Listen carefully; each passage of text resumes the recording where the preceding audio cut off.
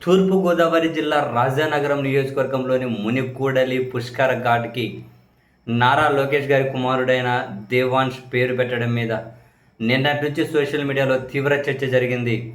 ఆ చర్చను అక్కడ స్థానిక ఎమ్మెల్యే పతాక స్థాయికి తీసుకెళ్తూ ఆ కూడలిని నారా దేవాంష్ పేరు మీద ఉన్న కూడలిని ఆ ఘాట్‌ని ఆదర్శ ఘాట్‌గా తీర్చిదిద్దాలి అని చెప్పి పవన్ కళ్యాణ్ గారు ఆదేశించారు అని, ఈ ఘాట్ కోసం ₹1,00,00,000 పైగా ఖర్చు పెట్టి దీన్ని బ్రహ్మాండంగా తీర్చిదిద్దుతాము అని, ఈ నారా దేవాంష్ ఘాట్‌ని పవన్ కళ్యాణ్ గారి చేతుల మీదుగా దీన్ని ప్రారంభిస్తాము అని ఆ ఎమ్మెల్యే గారు మీడియా ముందే చెప్పారు.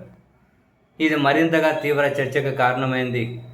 ఈవెన్ చివరికి జనసేన పార్టీకి సంబంధించిన వాళ్ళు కూడా ఆ చిన్న పిల్లోడి పేరు మీద ఘాట్ ఏంటి, దాన్ని ఆదర్శ ఘాట్‌గా తీర్చిదిద్దమని పవన్ కళ్యాణ్ గారు ఆదేశాలు ఇవ్వడం ఏంటి, ఇవంతా చాలా ఎక్స్‌ట్రీమ్ వెళ్తున్నాయి. దీనివల్ల వీళ్ళకి ఖచ్చితంగా మేలు జరగదు అని చెప్పి కూడా ప్రభుత్వాన్ని అభిమానించే వాళ్ళు కూడా నెట్టింట చర్చించడాన్ని మనం చూసాం.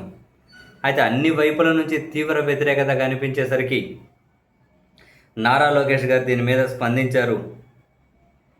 స్పందించి అసలు ఇది మా కొడుకు పేరు పెట్టడం రెడిక్యులస్ అన్నారు.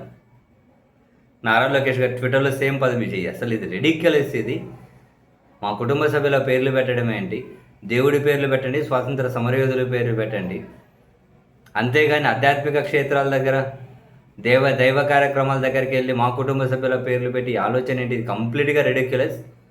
ఇమ్మీడియట్గా ఆ పేరు తీసేయాలి, ఎట్టి పరిస్థితుల్లో అది అట్లా కంటిన్యూ కాకూడదు, మాకు ఇవన్నీ అసంతృప్తినే కలిగిస్తాయి అని చెప్పి చాలా సీరియస్గానే నారా లోకేష్ గారు కూడా ట్వీట్ చేశారు. అయితే ఆ తర్వాత పవన్ కళ్యాణ్ గారు మళ్ళీ అధికారులతో సమీక్షించి మొత్తానికి నారా దేవాంష్ ఘాట్ని పేరు మార్చి సప్తర్షి పుష్కర్ ఘాట్గా మొత్తం మీద పవన్ కళ్యాణ్ గారు పేర్లు ఎక్కడి నుంచి పట్టుకొని వస్తారో కానీ, ఎవరు చదువుతారో ఎడెత్తుకుతారో కానీ ఏంటో రకరకాల పేర్లు, అవి సామాన్యంగా మనకు అర్థం కావు. ఇదని కాదు, జనరల్గా ఆయన పార్టీ అనుబంధ విభాగాలకు పెట్టే పేర్లు కూడా. ఇప్పుడు మొత్తానికి నారా దేవాంష్ ఘాట్ని అయితే సప్తర్షి పుష్కర్ ఘాట్ పేరిట తీర్చిదిద్దాలని ఆదేశాలు ఇచ్చారట. మొత్తం మీద ఈ వివాదానికి అయితే ముగింపు పలికేశారు.